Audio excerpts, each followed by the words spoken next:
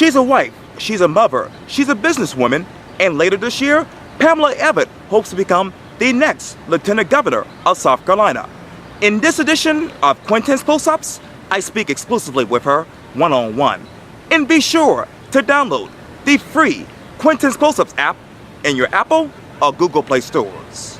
Pamela Evette, it's so good to meet you. It's so nice to be here. I appreciate this. You know, I follow you a lot on social media, and I know that you have been traveling around the state in your quest to become the next Lieutenant Governor of South Carolina.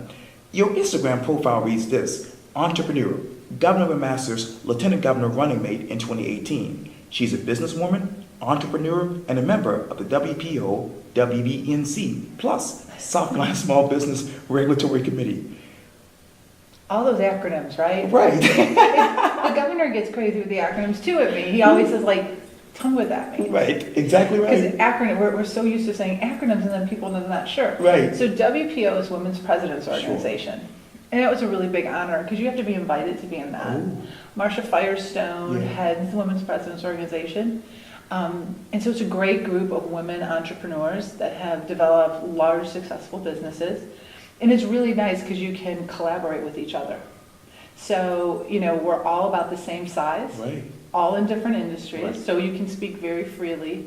And pains of growing and just business, everyday pains, you get to bounce off each other. And just like in anything, good collaboration is the key to success. Exactly. So having good people to bounce your ideas off of, amazing. Who else is Pamela Evette these days? Who? I'm a sprinter. I never thought I was a runner, but I'm a sprinter now. You know, I'm a runner too. There you go. So I'm still doing it all. I mean, first and foremost, my best job is being a mom. Yeah. I have 3 beautiful children. Like we talked about, my daughter graduated from the College of Charleston on Saturday. Awesome. So that still has a lot of my focus. Sure.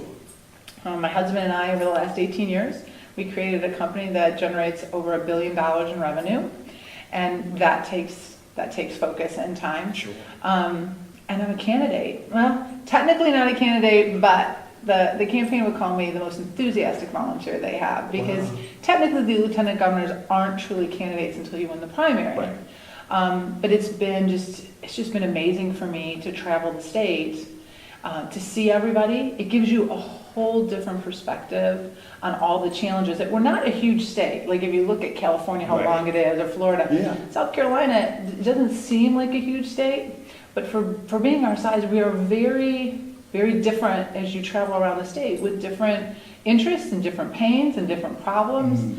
And I have really embraced the fact that I've been able to go around and meet so many people and figure out what they need from government, because it's all very different. What do those people need from government when you go to Horry County or Pickens County or Charleston County? Well, you know, Charleston County, Horry County, infrastructure is a big deal. Sure. You know, you go to some parts of the state, education is something that they want.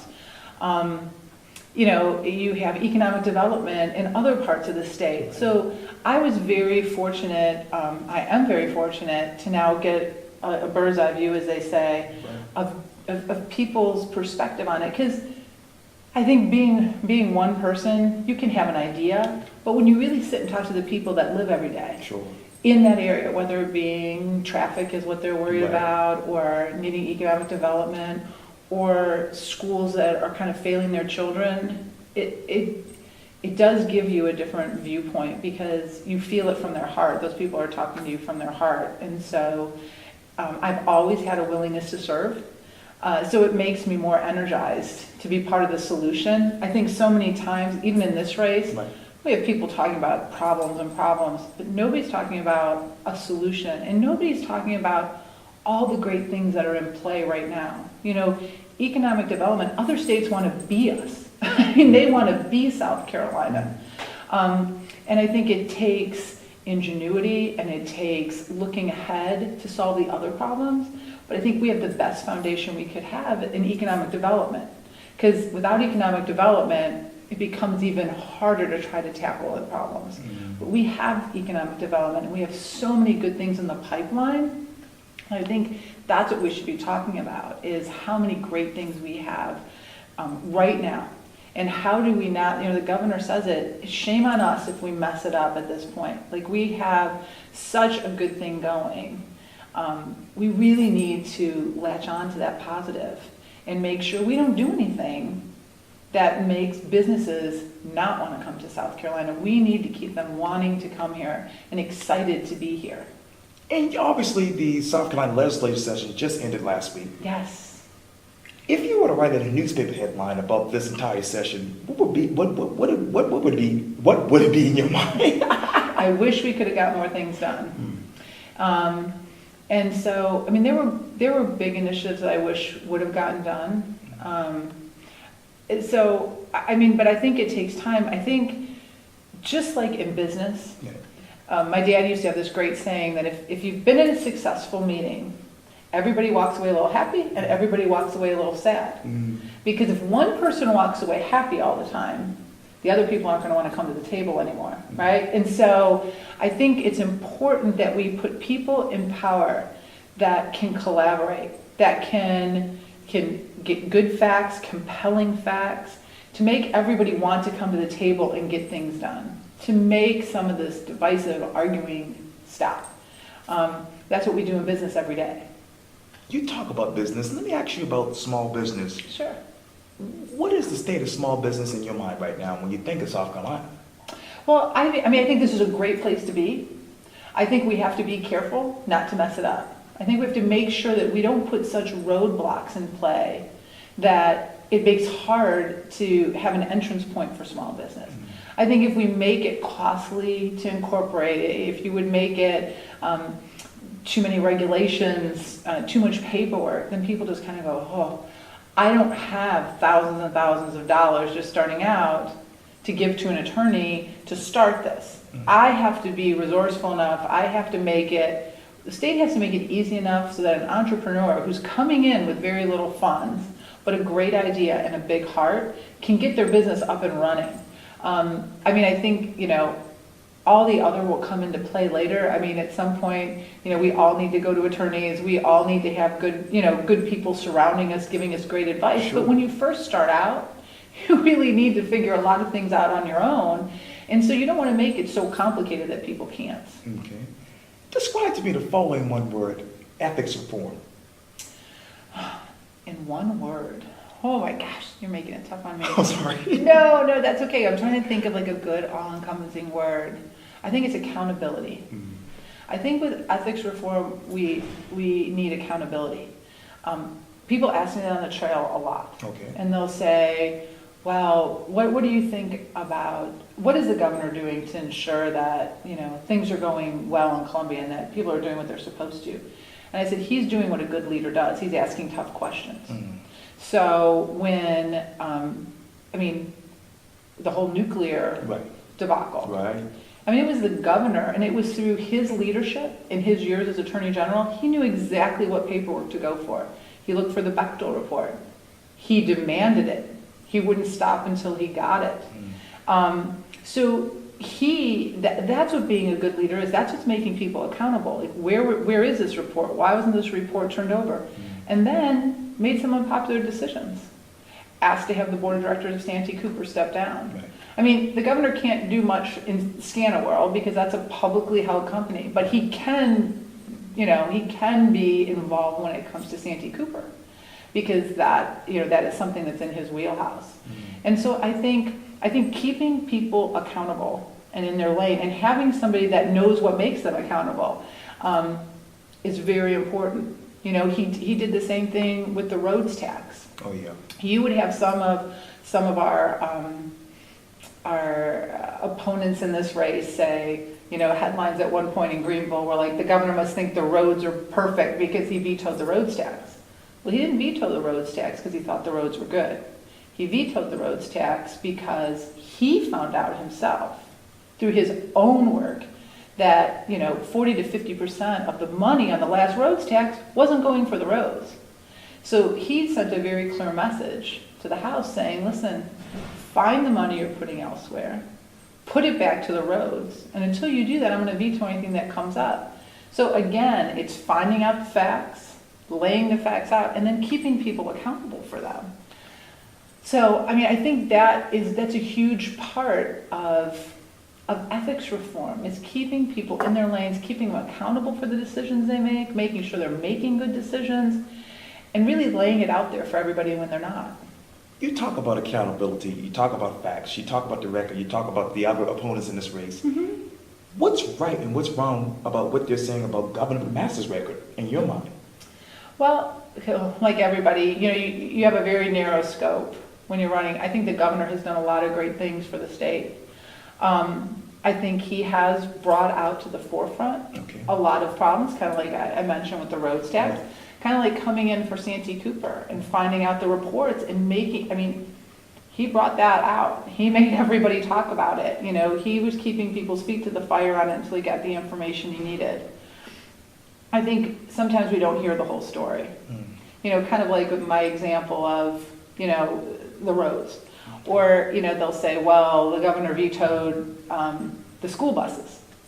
Well, he vetoed the school buses. Like, it's like they used to say, now this is the rest of the story. He vetoed school buses. But he vetoed it because he didn't think the state should be buying school buses. He thought it'd be better to lease school buses. At the very least, if we were going to buy school buses, we definitely shouldn't use lottery money that wasn't for sure money. So if you're going to say we're going to buy a new school bus and we're going to buy this, then you at least have to put it as a line item in the budget so that it won't go away next year and we're not making an empty promise.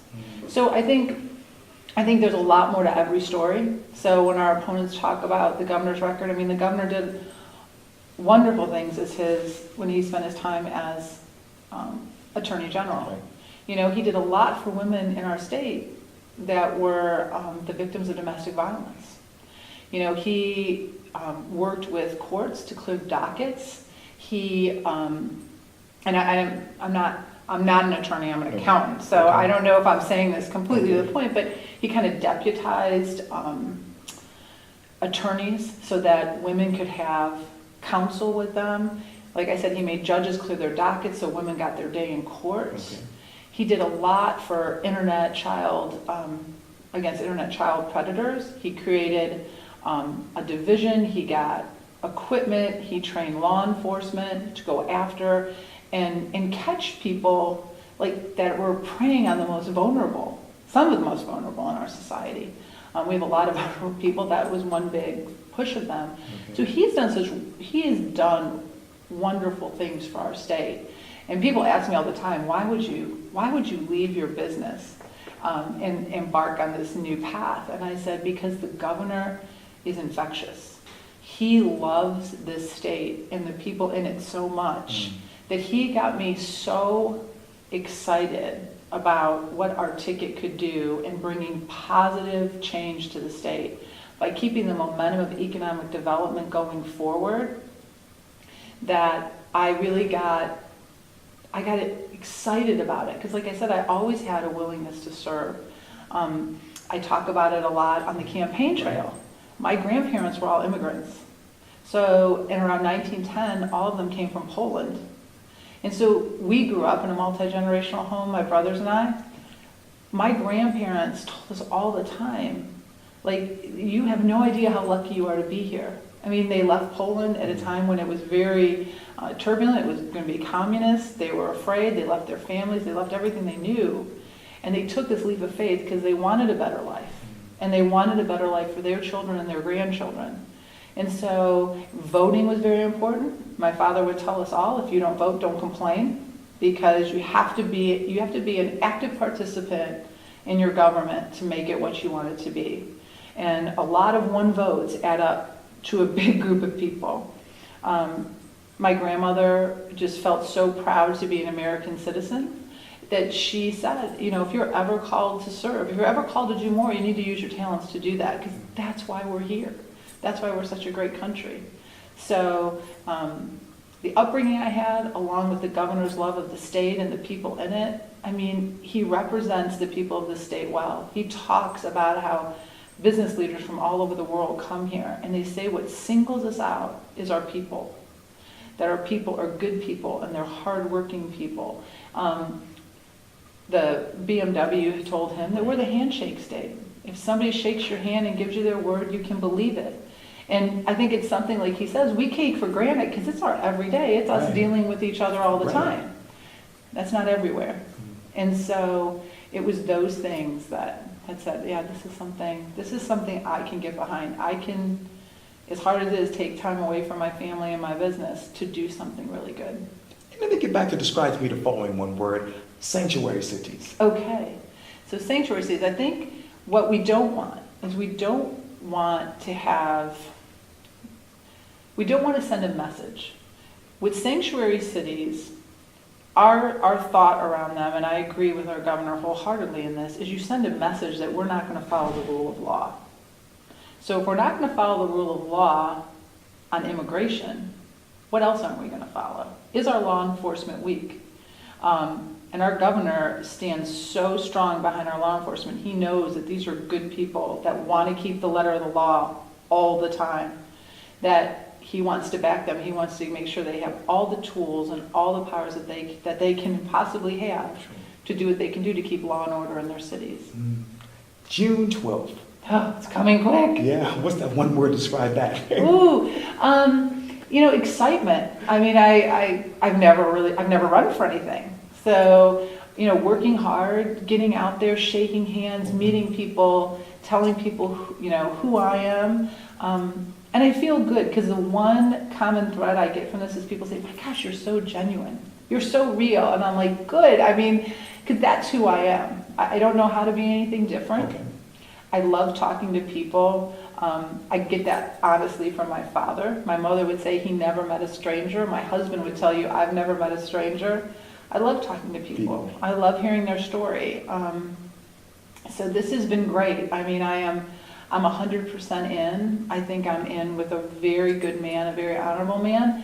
And so we're just really working hard to get to June 12th, but it's exciting, but nerve-wracking. And, these are all things that are very different for us. We were very private. We were a very private family, ran our business and kind of kept our heads down and did what we were supposed to do. And so this is really a bit of a shock. We're now out there and talking to people, but it's been wonderful. And I hate to be redundant, but what will be the story from after June 12th to the general election in your mind?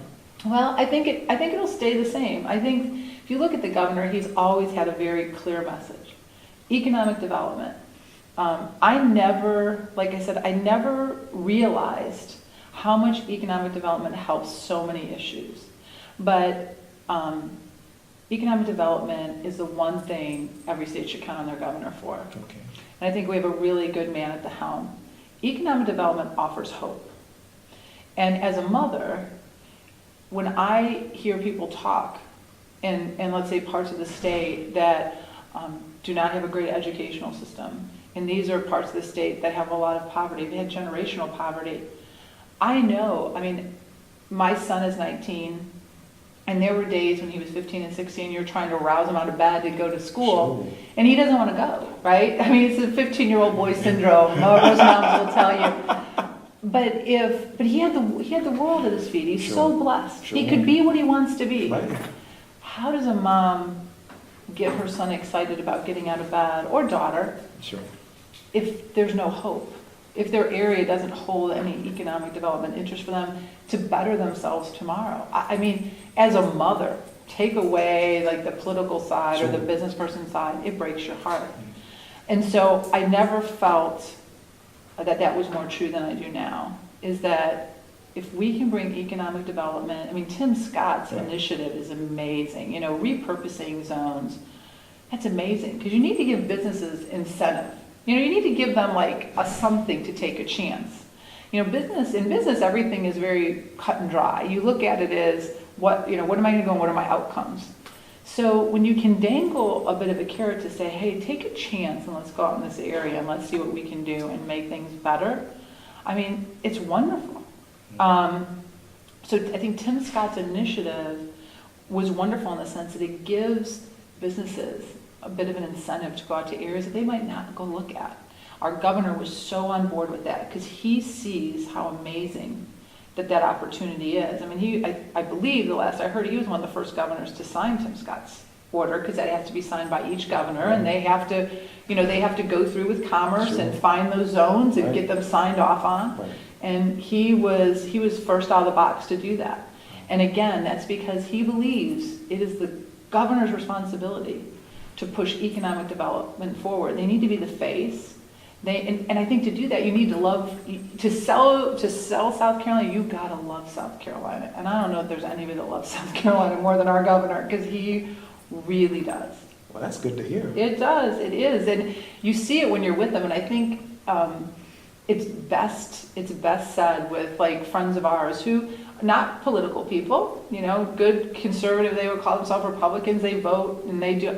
But when they met the governor, things that they might not have had a chance to do had I not been running with him, they were like, he's such a great guy. Like when you see him, he really does pull everybody in that's around him. So I encourage everybody that if you've not been at an event where he is talking, you really should go. Because I think the little snippet clips we see in the news, because it's not the news's fault. I mean, they have a lot of stories to tell in a very small amount of That's time. true. Yeah, you see these very small clips. But I don't think it really tells the story of who he is and what he's doing for the state. Well, I hope to interview him for a wide-ranging interview Well, soon. that's wonderful. He would love that. Yes, He would love indeed. that. Yeah.